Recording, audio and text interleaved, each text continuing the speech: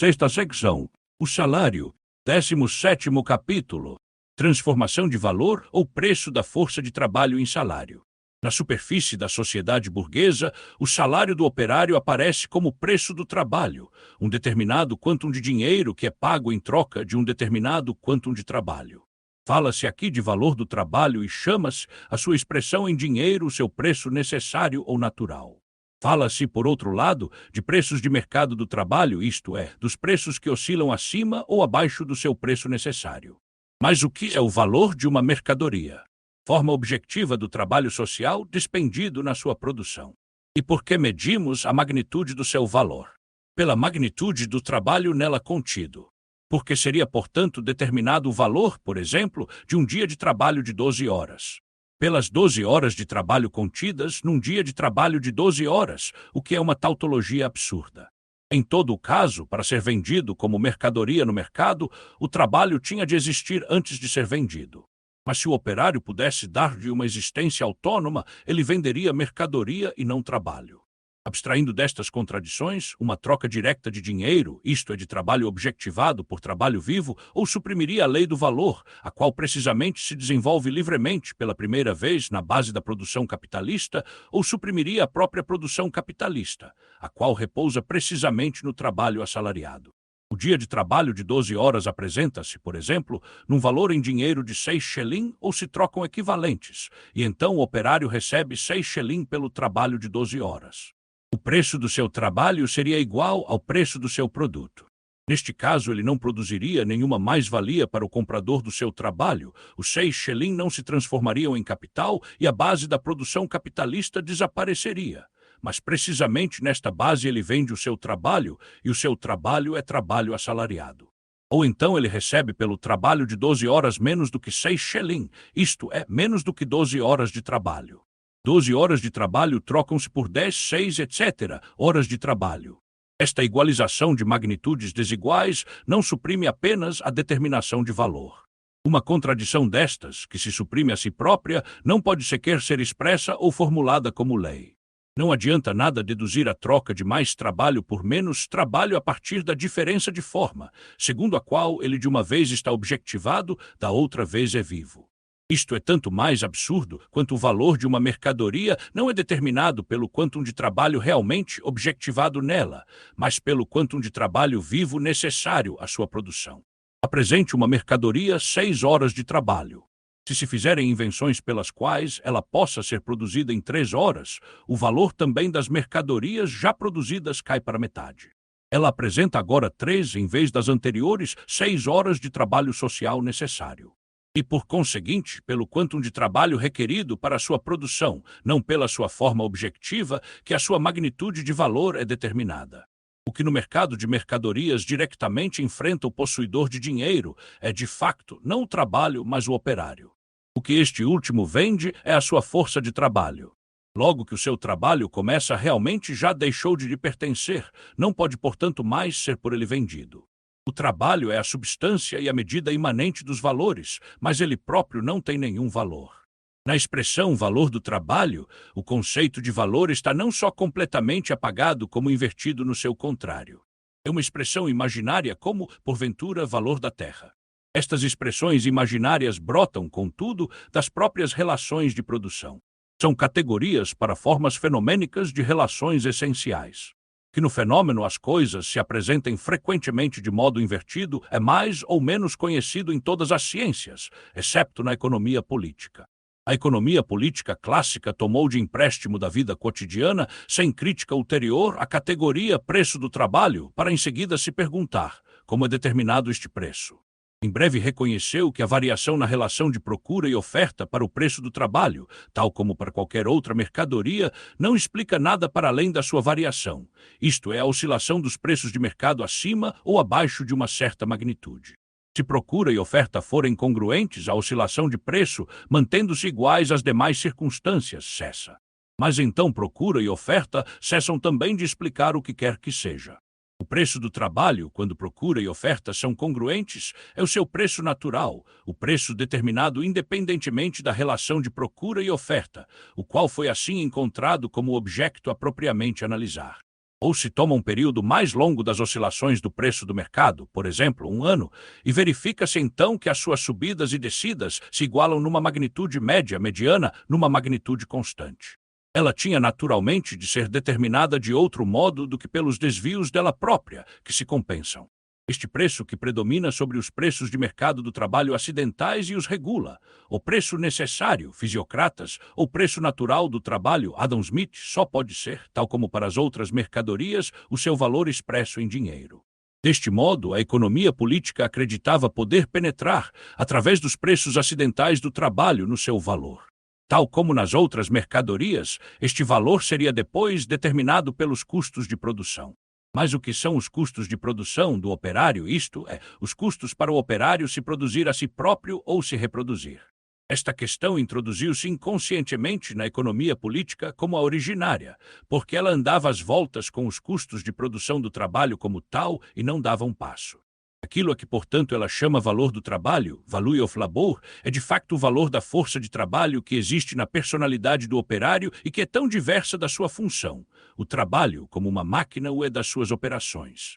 Ocupados com a diferença entre os preços de mercado do trabalho e o seu chamado valor, com a relação deste valor com a taxa de lucro, com a relação deste valor com os valores em mercadorias produzidos por intermédio do trabalho, etc.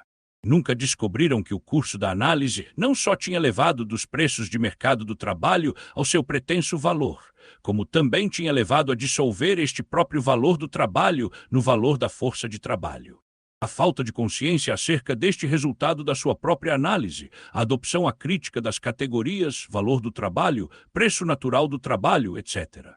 Como expressões adequadas últimas da relação de valor tratada, enredaram a economia política clássica, como mais tarde se verá, em confusões e contradições insolúveis, proporcionando ao mesmo tempo à economia vulgar uma base de operação segura para sua principal superficialidade que apenas preiteia a aparência. Vejamos em seguida como o valor e preço da força de trabalho se apresentam, na sua forma transformada, como salário. Sabe-se que o valor diário da força de trabalho é calculado por uma certa duração de vida do operário, a qual corresponde a uma certa duração do dia de trabalho. Admita-se que o dia de trabalho habitual ascende a 12 horas e que o valor diário da força de trabalho é de 3 shilling, a expressão em dinheiro de um valor em que se apresentam 6 horas de trabalho. Se o operário receber 3 shilling, recebe o valor da sua força de trabalho funcionando durante 12 horas. Se este valor diário da força de trabalho for agora expresso como valor do trabalho diário, obtém-se a fórmula. O trabalho de 12 horas tem um valor de 3 shilling, o valor da força de trabalho determina assim o valor do trabalho, ou expresso em dinheiro, o seu preço necessário. Se, em contrapartida, o preço da força de trabalho divergir do seu valor, igualmente o preço do trabalho diverge do seu chamado valor. Uma vez que o valor do trabalho é apenas uma expressão irracional do valor da força de trabalho, decorre por si que o valor do trabalho tem sempre de ser mais pequeno do que o seu produto de valor, pois o capitalista faz sempre a força de trabalho funcionar mais tempo do que o que é preciso para a reprodução do seu valor próprio. No exemplo acima, o valor da força de trabalho funcionando durante 12 horas é de 3 shilling, um valor cuja reprodução precisa de 6 horas. O seu produto de valor é, em contrapartida, de 6 shilling, porque, de facto, ela funciona durante 12 horas e o seu produto de valor depende não do seu valor próprio, mas da duração em tempo da sua função. Obtém-se deste modo o resultado, à primeira vista absurdo, de que o trabalho que cria um valor de 6 shilling possui um valor de 3 shilling. Vemos, além disso, que o valor de 3 shilling em que a parte paga do dia de trabalho, isto é, trabalho de 6 horas, se apresenta, aparece como valor ou preço do dia de trabalho total de 12 horas, o qual contém 6 horas não pagas. A forma do salário apaga, portanto, todo o vestígio da divisão do dia de trabalho em trabalho necessário e sobretrabalho, em trabalho pago e não pago. Todo o trabalho aparece como trabalho pago. No trabalho servil diferenciam-se espacial e temporalmente, de modo palpavelmente sensível, o trabalho do servo para si próprio e o seu trabalho forçado para o senhor da terra. No trabalho escravo, mesmo a parte do dia de trabalho na qual o escravo apenas repõe o valor dos seus meios de vida próprios, em que ele de facto trabalha, portanto, para si próprio, aparece como trabalho para o seu dono. Todo o seu trabalho aparece como trabalho não pago. No trabalho assalariado, mesmo sobretrabalho ou trabalho não pago aparece, inversamente, como trabalho pago. Ali a relação de propriedade oculta o trabalhar para si próprio do escravo. Aqui a relação monetária oculta o trabalhar gratuito do assalariado. Compreende-se, portanto, a importância decisiva da transformação de valor e preço da força de trabalho na forma de salário ou no valor e preço do próprio trabalho. Sobre esta forma fenomênica, que torna invisível a relação real e mostra precisamente o seu contrário, repousam todas as representações jurídicas tanto do operário como do capitalista, todas as mistificações do modo de produção capitalista, todas as suas ilusões de liberdade, todas as patranhas apologéticas da economia vulgar. Se a história universal precisa de muito tempo para chegar ao segredo do salário, não há, em contrapartida, nada mais fácil de entender do que a necessidade, as raisons d'être, desta forma fenomênica. A troca entre capital e trabalho começa por se apresentar a percepção totalmente da mesma maneira que a compra e venda de todas as outras mercadorias. O comprador dá uma certa soma de dinheiro, o vendedor um artigo diverso do dinheiro. A consciência jurídica reconhece aqui, quando muito, uma diferença material que se expressa nas fórmulas juridicamente equivalentes, do utides, do ut facias, facil utides e facil ut facias. Além disso, uma vez que valor de troca e valor de uso são em si e por si magnitudes incomensuráveis, a expressão valor do trabalho, preço do trabalho, não parece ser mais irracional do que a expressão valor do algodão, preço do algodão. Acresce que o operário é pago depois de ter fornecido o seu trabalho. Porém, na sua função de meio de pagamento, o dinheiro realiza posteriormente o valor ou preço do artigo fornecido. Portanto, no caso presente, o valor ou preço do trabalho fornecido. Finalmente, o valor de uso que o operário fornece ao capitalista não é de facto a sua força de trabalho, mas a sua função, um determinado trabalho útil, trabalho de alfaiate, trabalho de sapateiro, trabalho de fiandeiro, etc. Que o mesmo trabalho seja, por um outro lado, elemento universal formador de valor, uma propriedade pela qual ele se diferencia de todas as outras mercadorias, cai fora do domínio da consciência habitual. Se nos colocarmos no ponto de vista do operário, que recebe pelo trabalho de 12 horas, por exemplo, o produto de valor de trabalho de 6 horas, digamos 3 shilling, para ele o seu trabalho de 12 horas é de facto o meio de compra dos 3 shilling, mesmo que o valor da sua força de trabalho possa variar com o valor dos seus meios de vida habituais de 3 para 4 shilling, ou de 3 para 2 shilling, ou mesmo que o seu preço mantendo-se igual ao valor. Cada variação na magnitude do equivalente que ele recebe aparece, portanto, necessariamente como variação no valor ou preço das suas 12 horas de trabalho. Inversamente, esta circunstância induziu Adam Smith, que trata o dia de trabalho como uma magnitude constante, à afirmação de que o valor do trabalho seria constante, ainda que o valor dos meios de vida variasse e, portanto, o mesmo dia de trabalho se apresentasse em mais ou menos dinheiro para o operário. Se, por outro lado, tomarmos o capitalista, ele de certo quer receber tanto trabalho quanto possível pela menor quantidade de dinheiro possível. Praticamente, interessa-lhe, portanto, apenas a diferença entre o preço da força de trabalho e o valor que a sua função cria. Mas ele procura comprar todas as mercadorias o mais barato possível e explica a si mesmo, em todos os casos, o lucro a partir da simples trapaça da compra abaixo do valor e da venda acima. Ele não chega por isso à inteligência de que se uma coisa como o valor do trabalho existisse realmente e ele pagasse realmente esse valor, não existiria nenhum capital, o seu dinheiro não se transformaria em capital. Além disso, o movimento real do salário mostra fenômenos que parecem demonstrar que não é o valor da força de trabalho que é pago, mas o valor da sua função, do próprio trabalho. Podemos reconduzir estes fenômenos a duas grandes classes. Primeiro, variação do salário com variação da duração do dia de trabalho. Podia igualmente concluir-se que não é o valor da máquina que é pago, mas o da sua operação, porque custa mais alugar uma máquina por uma semana do que por um dia. Segundo, a diferença individual nos salários de diversos operários que executam a mesma função. Encontra-se esta diferença individual, mas sem aso a ilusões, também no sistema da escravatura, onde a própria força de trabalho é vendida franca e livremente, sem floreados. Só que no sistema escravista cabe ao dono de escravos a vantagem de uma força de trabalho que está acima da média ou a desvantagem de uma força de trabalho que está abaixo da média. No sistema do trabalho assalariado, isso cabe ao próprio operário, porque, num caso, a sua força de trabalho é vendida por ele próprio e, no outro, por uma terceira pessoa. Quanto ao resto, passa-se com a forma fenomênica, valor e preço do trabalho, ou salário, diferentemente da relação essencial que nela aparece, a de valor e preço da força de trabalho, o mesmo que com todas as formas fenomênicas e o seu fundo intergrundo oculto. As primeiras reproduzem-se de um modo imediatamente espontâneo, como formas correntes de pensamento. As outras têm de ser descobertas primeiro pela ciência.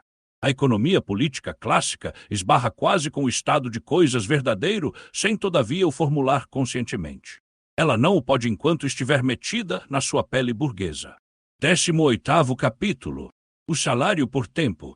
O próprio salário, por sua vez, toma formas muito variadas, uma circunstância que não é reconhecível nos compêndios econômicos, os quais, no seu interesse interesserteite brutal pela matéria, negligenciam toda a diferença de forma.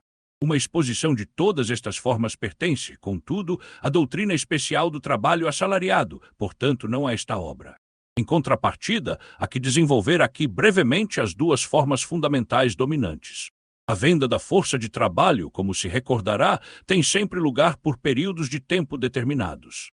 A forma transformada em que imediatamente se apresenta o valor diário, o valor semanal, etc., da força de trabalho, é pois a do salário por tempo, portanto salário diário, etc.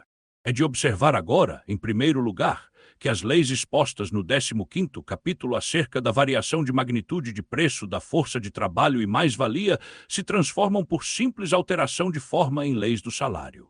Do mesmo modo, a diferença entre o valor de troca da força de trabalho e a massa dos meios de vida na qual este valor se converte aparece agora como diferença entre salário nominal e real. Seria inútil repetir na forma fenomênica o que já foi desenvolvido na forma essencial. Limitamo-nos, por conseguinte, a alguns pontos que caracterizam o salário por tempo. A soma de dinheiro que o operário recebe pelo seu trabalho diário, semanal, etc., forma o montante do seu salário nominal ou salário estimado segundo o valor. Segundo, porém, claro que consoante a duração do dia de trabalho, portanto, consoante a quantidade de trabalho por ele fornecida diariamente, o mesmo salário diário, semanal, etc., pode apresentar um preço do trabalho muito diverso, isto é, somas de dinheiro muito diversas pelo mesmo quantum de trabalho. Relativamente ao salário por tempo temos, pois, de diferenciar novamente entre montante total do salário, salário diário, salário semanal, etc., e preço do trabalho. Como encontrar então este preço, isto é, o valor em dinheiro de um dado quantum de trabalho? O preço médio do trabalho obtém-se dividindo o valor diário médio da força de trabalho pelo número de horas do dia de trabalho médio. Se, por exemplo, o valor diário da força de trabalho for 3 shilling, o produto de valor de 6 horas de trabalho, e se o dia de trabalho for de 12 horas, o preço de uma hora de trabalho será igual a 3 shilling, 12 igual 3D. O preço da hora de trabalho, assim, encontrado serve como unidade de medida para o preço do trabalho. Segue-se daqui que o salário diário, semanal, etc., se pode manter o mesmo apesar de o preço do trabalho continuamente baixar. Se, por exemplo, o dia de trabalho habitual fosse de 10 horas e o valor diário da força de trabalho 3 shilling, o preço da hora de trabalho ascendia a 335D. Ele baixa para 3D, logo que o dia de trabalho sobe para 12 horas e para 225D, logo que sobe para 15 horas. Salário diário ou salário semanal permanecem apesar disso inalterados. Inversamente, o salário diário ou semanal pode subir, apesar de o preço do trabalho permanecer constante ou mesmo baixar. Se, por exemplo, o dia de trabalho fosse de 10 horas e o valor diário da força de trabalho 3 shilling, o preço de uma hora de trabalho seria de 335D. Se o operário trabalhar 12 horas, em consequência de um crescimento da ocupação, e permanecendo igual o preço do trabalho, o seu salário diário sobe agora para 3 shilling e 775D, sem variação no preço do trabalho. O mesmo resultado poderia produzir-se se, em vez da magnitude extensiva do trabalho, aumentasse a sua magnitude intensiva. A subida do salário nominal diário ou semanal pode, por isso, ser acompanhada por preço do trabalho permanecendo igual ou em baixa. O mesmo é válido para o rendimento da família operária, desde que o quantum de trabalho fornecido pelo chefe de família seja aumentado pelo trabalho dos membros da família. Há, portanto, métodos para fazer baixar o preço do trabalho independentes da redução do salário nominal, diário ou semanal. Como lei geral, segue-se, porém, dada a quantidade de trabalho diário, semanal, etc., o salário diário ou semanal depende do preço do trabalho, que varia ele próprio ou com o valor da força de trabalho ou com os desvios do seu preço relativamente ao seu valor. Dado, pelo contrário, o preço do trabalho, o salário diário ou semanal depende da quantidade do trabalho diário ou semanal.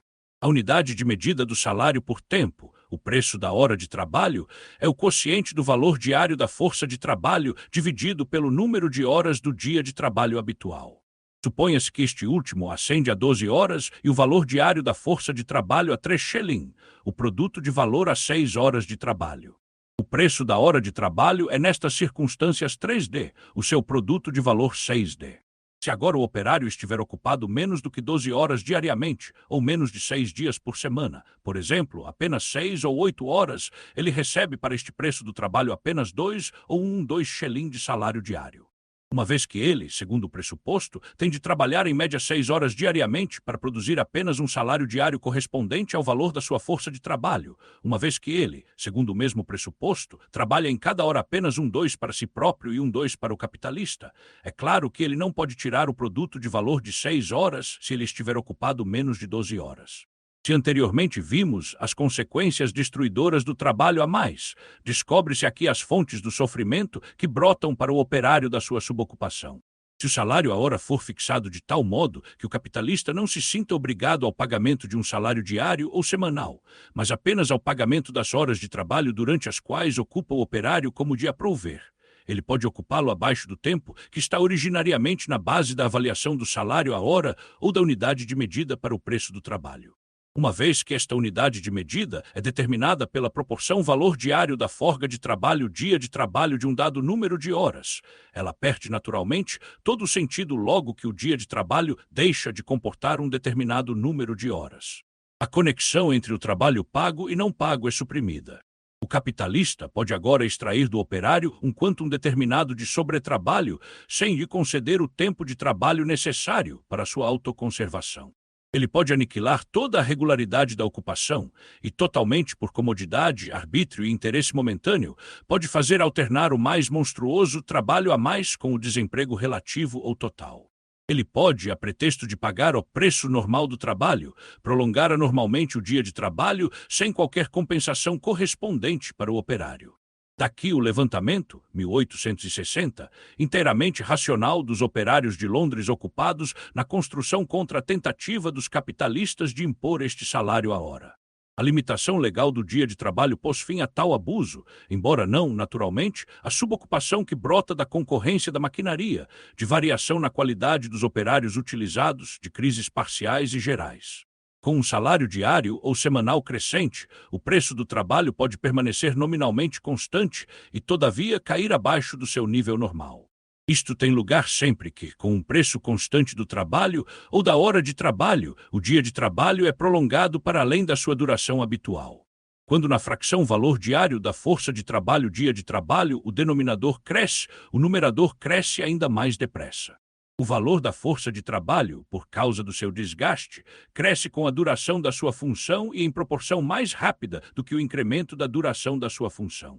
Em muitos ramos de indústria onde predomina o salário por tempo, sem barreiras legais ao tempo de trabalho, criou-se naturalmente o hábito de considerar o dia de trabalho como normal working day, to day's work, de regular hours of work, só até um certo ponto, por exemplo, até a expiração da 10ª hora. Para além deste limite, o tempo de trabalho forma tempo a mais, overtime, e tomando a hora como unidade de medida, é mais bem pago extrapai, ainda que frequentemente em proporção ridiculamente pequena. O dia de trabalho normal existe aqui como fração do dia de trabalho real, e este último, durante o ano todo, frequentemente, dura mais do que o primeiro. O crescimento do preço do trabalho com o prolongamento do dia de trabalho, para além de um certo limite normal, configura-se em diversos ramos de indústria britânicos de tal modo que o baixo preço do trabalho durante o chamado tempo normal coage o operário a tempo a mais melhor pago, caso ele queira, em geral, tirar um salário suficiente. A limitação legal do dia de trabalho põe fim a este divertimento. É um facto geralmente conhecido que quanto mais longo é o dia de trabalho num ramo de indústria, tanto mais pequeno é o salário. O inspetor Fabril A. Redgrave ilustra isto traçando um quadro comparativo do período de 20 anos entre 1839 menos 1859, de acordo com o qual o salário nas fábricas submetidas à lei das 10 horas subiu, enquanto nas fábricas onde se trabalhava diariamente 14 a 15 horas ele caiu. Da lei, para um dado preço do trabalho, o salário diário ou semanal depende da quantidade do trabalho fornecido. Segue-se antes de mais que quanto mais pequeno for o preço do trabalho, tanto maior tem de ser o quantum de trabalho, ou tanto mais longo tem de ser o dia de trabalho, para que o operário assegure um salário médio ainda que lastimoso. A pequenez do preço do trabalho opera aqui como acicate para o prolongamento do tempo de trabalho. Inversamente, porém, o prolongamento do dia de trabalho produz, por seu lado, uma queda no preço do trabalho e, deste modo, no salário diário ou semanal. A determinação do preço do trabalho por valor diário da força de trabalho dia de trabalho de um dado número de horas mostra que mero prolongamento do dia de trabalho faz baixar o preço do trabalho se não sobrevier qualquer compensação. Mas as mesmas circunstâncias que habilitam o capitalista a prolongar com o tempo o dia de trabalho, habilitam no primeiro e coagem-no finalmente a fazer baixar o preço do trabalho também nominalmente, até que o preço total do número de horas acrescido desça e, portanto, o salário diário ou semanal. Bastará aqui fazer referência a duas circunstâncias. Se um homem executa o trabalho de dois ou dois homens, cresce a oferta de trabalho, mesmo que permaneça constante a oferta das forças de trabalho que se encontram no mercado. A concorrência assim criada entre os operários habilita o capitalista a reduzir o preço do trabalho, enquanto o preço em queda do trabalho o habilita, por sua vez, a alargar ainda mais o tempo de trabalho. Depressa, porém, esta disponibilidade de quanto anormais, isto, que extravasam o nível médio social de trabalho não pago, se toma meio de concorrência entre os próprios capitalistas. Uma parte do preço das mercadorias consiste em preço do trabalho. A parte não paga do preço do trabalho não precisa de ser incluída no preço das mercadorias. Ela pode ser oferecida ao comprador de mercadorias. Este é o primeiro passo a que leva a concorrência. O segundo passo a que ela coage é o de excluir igualmente do preço de venda da mercadoria pelo menos uma parte da mais-valia normal gerada pelo prolongamento do dia de trabalho. Deste modo, forma-se primeiro esporadicamente e fixas, pouco a pouco, um preço de venda da mercadoria anormalmente pequeno, o qual de agora em diante se toma a base constante de um salário lastimoso com um tempo de trabalho desmesurado, tal como ele foi originariamente produto destas circunstâncias.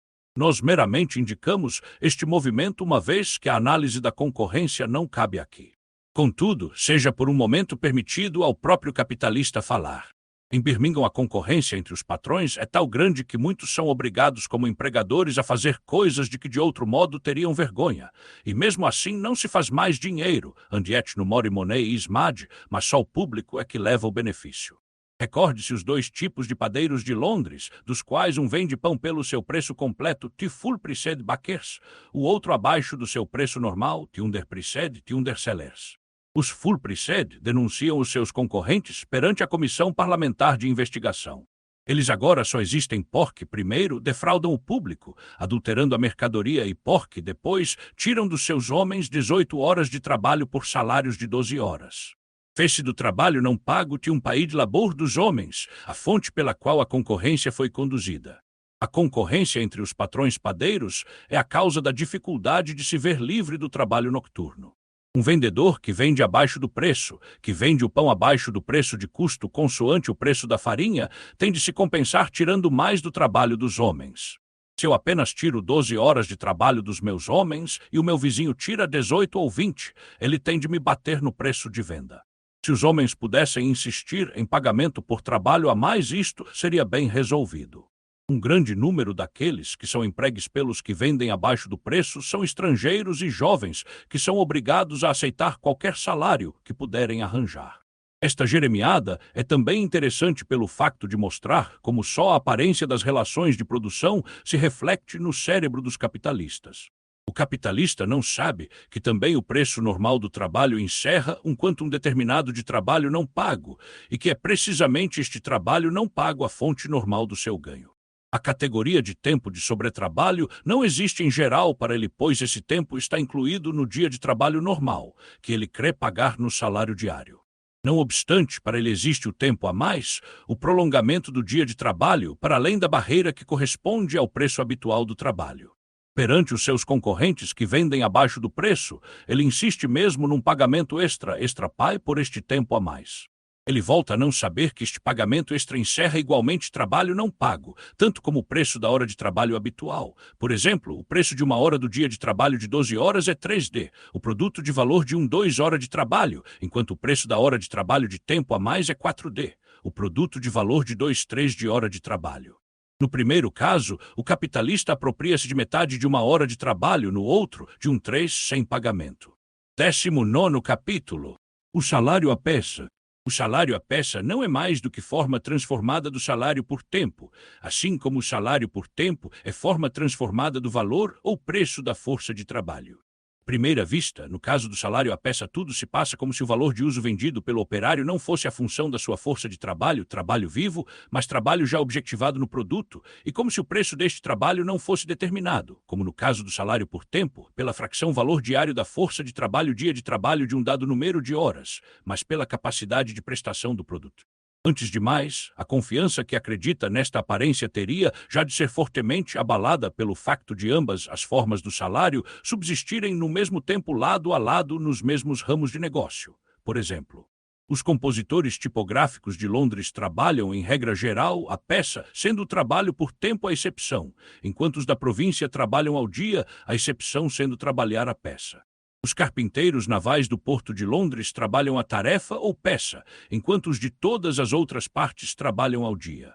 Nas mesmas oficinas de selaria de Londres é frequente, pelo mesmo trabalho, pagar aos franceses salário à peça e aos ingleses salário por tempo. Nas fábricas propriamente ditas, onde geralmente predomina o salário à peça, algumas funções de trabalho singulares, por razões técnicas, furtam-se a esta medição e são, por isso, pagas com salário por tempo. É todavia claro que em si e por si a diversidade de forma no pagamento de salário não altera em nada a sua essência, embora uma forma possa ser mais favorável do que a outra ao desenvolvimento da produção capitalista. Sendo o dia de trabalho habitual a 12 horas, das quais 6 pagas e 6 não pagas. Seja o seu produto de valor 6 shilling, o de uma hora de trabalho, portanto 6D. Reconheça-se em conformidade com a experiência que um operário que trabalhe com o grau médio de intensidade e destreza de facto, portanto, empregue apenas o tempo de trabalho socialmente necessário para a produção de um artigo o fornece, em 12 horas, 24 peças, partes discretas ou mensuráveis de uma obra contínua. Assim, o valor destas 24 peças, após a dedução da parte de capital constante nelas contida, é 6 shilling e o valor da peça singular 3D. O operário recebe por peça 2D. Deste modo, em 12 horas ganha 3 shilling, como no salário por tempo é indiferente que se admita que o operário trabalhe 6 horas para si e 6 horas para o capitalista, ou que em cada hora metade trabalhe para si e a outra metade para o capitalista. Também aqui é indiferente que se diga que metade de cada peça singular é paga e a outra metade não é paga, ou que o preço de 12 peças repõe apenas o valor da força de trabalho enquanto. A forma do salário à peça é tão irracional como a do salário por tempo. Enquanto, por exemplo, 2 peças de mercadoria, após dedução do valor dos meios de produção nelas consumidos, valem 6D. Como produto de uma hora de trabalho, o operário recebe por elas um preço de 3D. O salário à peça não exprime imediatamente, de facto, qualquer relação de valor. Não se trata, por isso, de medir o valor da peça pelo tempo de trabalho nela incorporado, mas, inversamente, de medir o trabalho dispendido pelo operário pelo número das peças por ele produzidas. No salário por tempo, o trabalho mede-se pela sua duração temporal imediata. No salário à peça, pelo quantum de produtos em que durante uma determinada duração temporal se condensa o trabalho. O preço do próprio tempo de trabalho é, por fim, determinado pela equação: valor do trabalho diário igual valor diário da força de trabalho. O salário à peça é, portanto, apenas uma forma modificada do salário por tempo. Observemos agora mais de perto as particularidades características do salário à peça. A qualidade do trabalho é aqui controlada pela própria obra, que tem de possuir a boa qualidade GUT média se houver que pagar por inteiro o preço por peça. O salário à peça torna-se, por este lado, fecundíssima fonte de deduções salariais e de trapaça capitalista. Ele proporciona ao capitalista uma medida totalmente determinada para a intensidade do trabalho. Apenas tempo de trabalho, que se corporiza num quantum de mercadoria previamente determinado e fixado em conformidade com a experiência, vale como tempo de trabalho socialmente necessário e é como tal pago. Nas maiores oficinas de alfaiataria de Londres chama-se, por isso, a uma certa peça de trabalho, por exemplo, a um colete, etc. Hora, meia hora, etc., a 6D por hora. Pela prática, sabe-se quanto é o produto médio de uma hora. Quando há modas novas, concertos, etc., surge polêmica entre empregador e operário sobre se uma determinada peça de trabalho iguala a uma hora, etc., até que também aqui a experiência decide. De modo parecido, nas marcenarias de Londres, etc., se o operário não possuir a capacidade de prestação média, não pode fornecer um mínimo determinado de trabalho diário e é despedido. Uma vez que qualidade e intensidade do trabalho são aqui controladas pela própria forma do salário, esta toma grande parte da vigilância do trabalho supérfluo. Ela forma, por isso, tanto a base do trabalho domiciliário moderno, anteriormente descrito, como de um sistema hierarquicamente articulado da exploração e opressão. Este último possui duas formas fundamentais. O salário à peça facilita, por um lado, a intromissão de parasitas entre capitalista e assalariado, o subarrendamento do trabalho, subletting of labor. O ganho dos intermediários provém exclusivamente da diferença entre o preço do trabalho que o capitalista paga e a parte deste preço que eles realmente deixam chegar ao operário. Este sistema chama-se em Inglaterra caracteristicamente Sweating System, sistema do fazer suar. Por outro lado, o salário à peça permite ao capitalista fechar um contrato a tanto por peça com o operário principal, na manufatura CCCDLM o chefe de um grupo, na minas com o extractor de carvão, etc.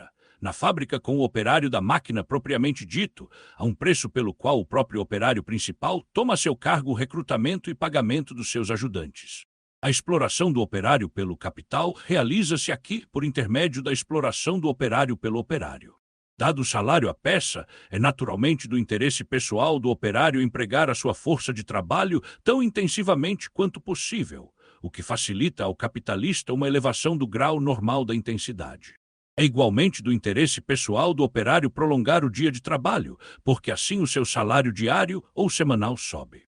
Ocorre assim a reação já descrita em relação ao salário por tempo, independentemente do facto de o prolongamento do dia de trabalho, mesmo quando o salário à peça permanece constante, encerrar em si e por si um abaixamento do preço do trabalho. No salário por tempo domina, com poucas exceções, o mesmo salário para as mesmas funções, enquanto no salário à peça o preço do tempo de trabalho é, com efeito, medido por um quantum determinado de produtos. O salário diário ou semanal, pelo contrário, varia com a diversidade individual dos operários, dos quais um apenas fornece o mínimo de produto num dado tempo, o outro a média e o terceiro mais do que a média. No que diz respeito ao rendimento real, tem aqui lugar grandes diferenças consoante a diversa destreza, força, energia, resistência, etc., do operário individual. Isto, naturalmente, não altera em nada a relação geral entre capital e trabalho assalariado. Em primeiro lugar, na oficina total, as diferenças individuais compensam-se, de tal modo que ela fornece o produto médio num determinado tempo de trabalho e o salário total pago torna-se o salário médio para este ramo de negócio. Em segundo lugar, a proporção entre salário e mais-valia permanece inalterada uma vez que ao salário individual do operário singular corresponde a massa de mais-valia por ele fornecida individualmente.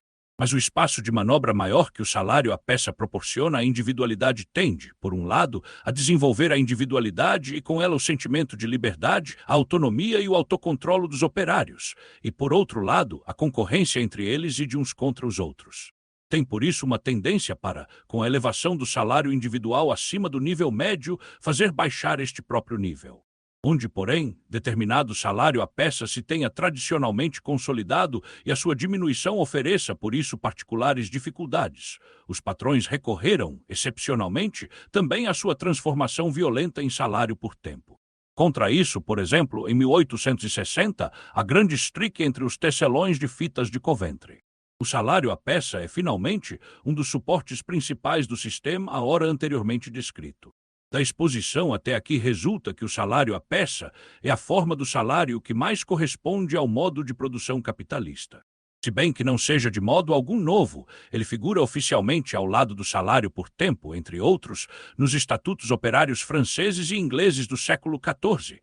Ele só ganha, contudo, maior espaço de manobra durante o período da manufatura propriamente dito. No período de tempestade e ímpeto da grande indústria, nomeadamente de 1797 a 1815, ele serve de alavanca para o prolongamento do tempo de trabalho e diminuição do salário. Material muito importante para o movimento do salário durante aquele período encontra-se nos livros azuis. Report and Evidence Front Select Committee on Petitions Respecting Ticon Laws, Sessão do Parlamento, 1813-14, e Reports Front Lords Committee on the State of the Growth, Commerce and Consumption of Grain and all Laws Relating Thereto, Sessão 1814-15. Encontra-se aqui a prova documental do contínuo abaixamento do preço do trabalho desde o começo da Guerra Anti-Jacobina. Na tecelagem, por exemplo, o salário à peça tinha caído tanto que, apesar do grande prolongamento do dia de trabalho, o salário diário estava agora mais baixo do que anteriormente. Os ganhos reais do tecelão de algodão são agora muito menores do que eram. A sua superioridade sobre o trabalhador comum, que a princípio era muito grande, cessou agora quase inteiramente. De facto, a diferença de salários do trabalho especializado e comum é muito menor agora do que em qualquer período anterior.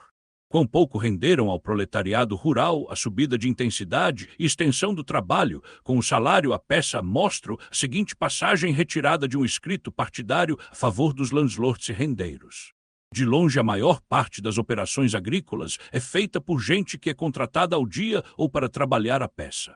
O seu salário semanal é de cerca de 12 shilling, embora se possa afirmar que um homem ganha no trabalho à peça. Com um estímulo maior para o trabalho, 1 shilling ou talvez 2 shilling mais do que com o salário semanal. No entanto, verifica-se, quando se calcula o seu rendimento total, que a sua perda de emprego durante o ano excede este ganho.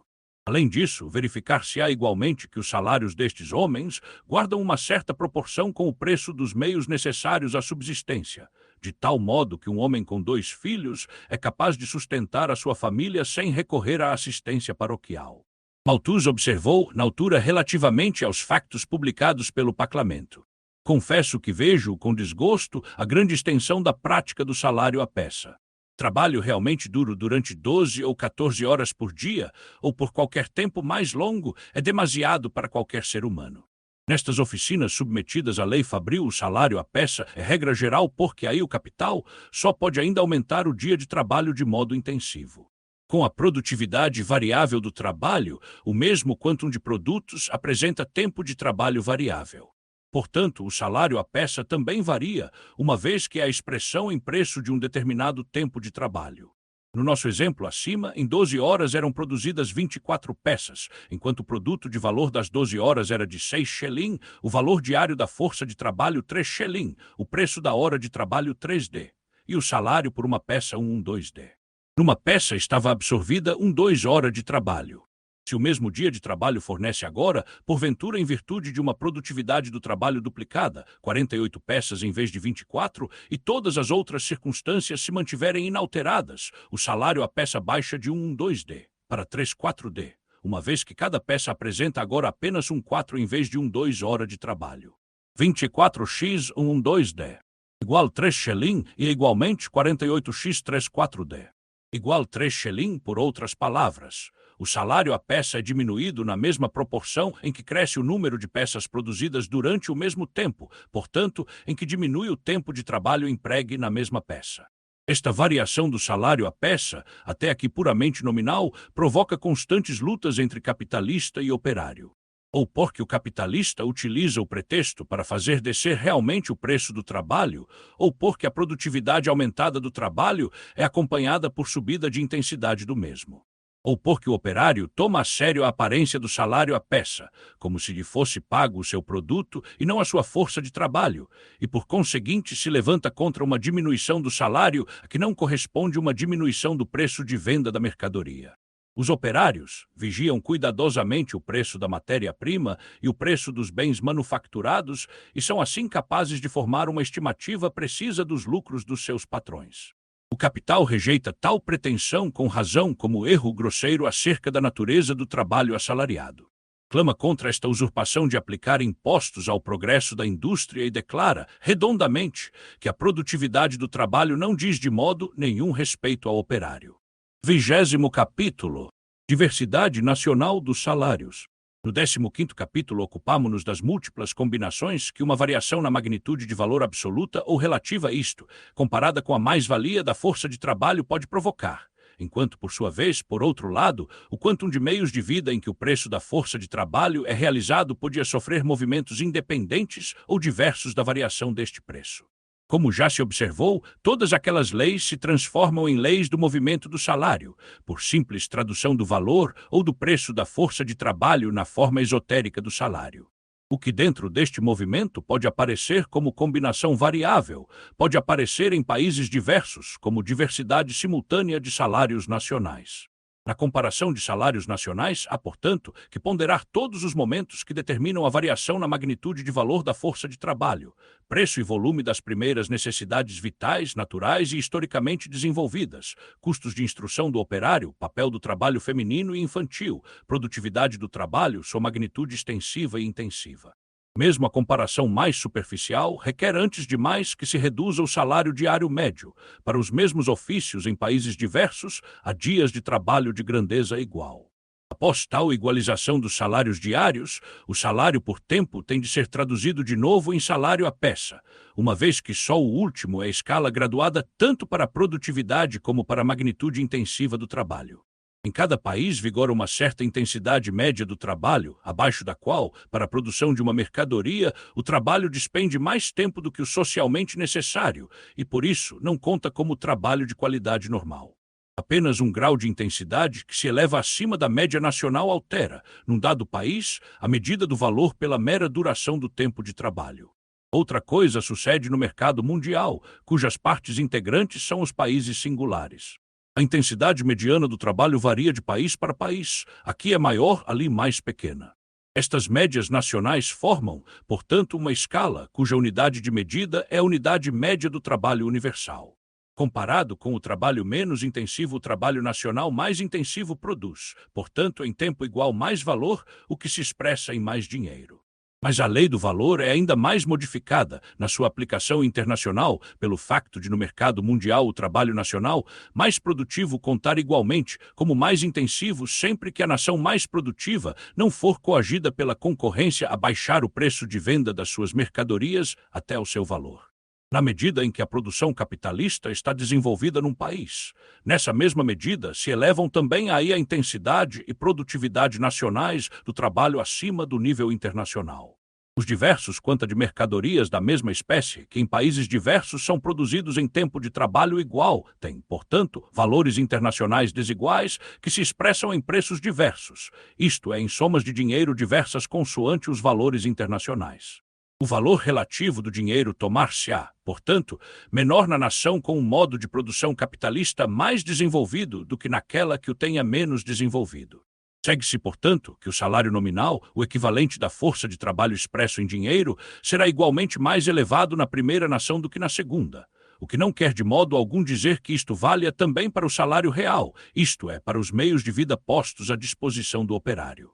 Mas mesmo abstraindo desta diversidade relativa do valor do dinheiro em países diversos, verificar-se-á com frequência que o salário diário, semanal, etc., será superior na primeira nação do que na segunda, enquanto o preço relativo do trabalho, isto é, o preço do trabalho em relação tanto com a mais-valia como com o valor do produto, está mais acima na segunda nação do que na primeira. J. W. Cowell, membro da Comissão Fabril de 1833, após cuidadosa investigação das fiações, chegou à conclusão de que em Inglaterra, os salários são virtualmente mais baixos para o capitalista, apesar de mais elevados para o operário, do que no continente da Europa. Urey, página 314. O inspector fabril inglês Alexander Redgrave, no relatório fabril de 31 de outubro de 1866, demonstra, por estatística comparada com os estados continentais, que apesar de salário mais baixo e tempo de trabalho muito mais longo, o trabalho continental, proporcionalmente ao produto, é mais caro do que o inglês. Um diretor manager, inglês de uma fábrica de algodão em Oldenburg, declara que aí o tempo de trabalho dura das 5:30 horas da manhã até as 8 horas da tarde, sábados incluídos, e que os operários de lá, quando trabalham sob vigilância inglesa, não produzem neste período de tempo tanto produto como os ingleses produzem em 10 horas, e sob vigilância alemã produzem ainda menos. O salário estaria muito mais baixo do que em Inglaterra, em muitos casos cerca de 50%, mas o número de braços em proporção à maquinaria seria muito maior, em diversas secções na proporção de 5:3. O S.R. Redgrave fornece detalhes muito precisos sobre as fábricas de algodão russas. Os dados foram lhe fornecidos por um manager inglês que até há pouco lá esteve empregado. Neste solo russo, tão fértil em todo tipo de infâmias, estão também no mais completo florescimento os antigos horrores do período infantil das factorias inglesas. Os dirigentes, naturalmente, são ingleses, uma vez que o capitalista russo nativo não serve para o negócio fabril. Apesar de todo o trabalho a mais, de continuado trabalho diurno e nocturno e do mais vergonhoso subpagamento dos operários, o artigo fabricate russo apenas vegeta pela proibição do estrangeiro. Por fim, forneço ainda um quadro comparativo do Sr. Redgrave sobre o número médio de fusos por fábrica e por fiandeiro em diversos países da Europa. O próprio Sr. Redgrave observa que coligiu estes números há alguns anos atrás e que desde esse tempo, em Inglaterra, a magnitude das fábricas e o número de fusos por operário teriam crescido. Ele pressupõe, porém, nos países continentais enumerados, um progresso proporcionalmente igual de tal modo que os dados numéricos conservariam o seu valor comparativo. Esta comparação, diz o Sr. Redgrave, é ainda mais desfavorável para a Grã-Bretanha, na medida em que lá há um número tão grande de fábricas em que a tecelagem mecânica Weaving Bipower é levada a cabo em conjunção com a fiação e o cálculo não deduz nenhuma cabeça para os teares. E as fábricas no estrangeiro são principalmente fábricas de fiação. Se fosse possível comparar o igual com o igual, estritamente, eu podia encontrar muitas fábricas de fiação de algodão no meu distrito em que máquinas de fiar contendo 2.200 fusos são vigiadas por um homem só minder e 2 assistentes, fabricando diariamente 220 libs de fio, que medem 400 milhas inglesas de comprimento. Reports of Insp. of Fact, 31 St. Oct, 1866, páginas 31 a 37 passim. E sabido que na Europa Oriental, tanto como na Ásia, companhias inglesas empreenderam a construção de caminhos de ferro e para tal empregaram, para além de autóctones, também um certo número de operários ingleses. Coagidos pela necessidade prática a tomarem assim em conta as diferenças nacionais na intensidade do trabalho, isso não lhes causou qualquer perda. A sua experiência ensina que mesmo que o montante do salário corresponda mais ou menos à intensidade mediana do trabalho, o preço relativo do trabalho, em proporção com o produto, se move em geral em sentido contraposto. No ensaio sobre a taxa do salário, um dos seus primeiros escritos econômicos, H. Carey procura demonstrar que os diversos salários nacionais se encontram em proporção direta com o grau de produtividade dos dias de trabalho nacionais, a fim de retirar desta relação internacional a conclusão de que o salário sobe e cai em geral consoante a produtividade do trabalho. Toda a nossa análise da produção da mais-valia prova a absurdez desta conclusão, mesmo que Carey tivesse demonstrado as suas premissas em vez de, em conformidade com o seu hábito, lançar a trouxe-moche material estatístico em crítica e superficialmente amontoado. O melhor é que ele não afirma que a coisa se comporta realmente como se deveria comportar segundo a teoria. A intromissão do Estado, nomeadamente, falseou a relação econômica natural. Tem, por isso, de se calcular os salários nacionais como se a parte deles que vai para o Estado, na forma de impostos, coubesse ao próprio operário. Não deveria o Sr. Carey refletir mais sobre se estes, custos de Estado, não serão também frutos naturais do desenvolvimento capitalista. O raciocínio é totalmente digno do homem, que pela primeira vez declara as relações de produção capitalistas como leis eternas da natureza e da razão, cujo jogo livremente harmônico seria perturbado somente pela intromissão do Estado, para a seguir descobrir que a Inglaterra tem uma influência diabólica sobre o mercado mundial, uma influência que, como parece, não brota das leis naturais da produção capitalista, torna necessária. Ele descobriu, além disso, que os teoremas de Ricardo, etc., nos quais estão formuladas oposições e contradições sociais existentes, não são o produto ideal do movimento econômico real, mas que, inversamente, as oposições reais da produção capitalista em Inglaterra e alhures são o resultado da teoria de Ricardo, etc. Descobriu, finalmente, que, em última instância, é o comércio que aniquila as belezas e as harmonias inatas do modo de produção capitalista. Um passo mais ainda, e ele talvez descubra que o único inconveniente da produção capitalista é o próprio capital. Só um homem de uma tão medonha criticidade e de uma tal erudição de Falk-Saloy mereceria, apesar da sua heresia proteccionista, tornar-se a fonte secreta da sabedoria harmônica de um Bastiat e de todos os outros optimistas livre-cambistas do presente.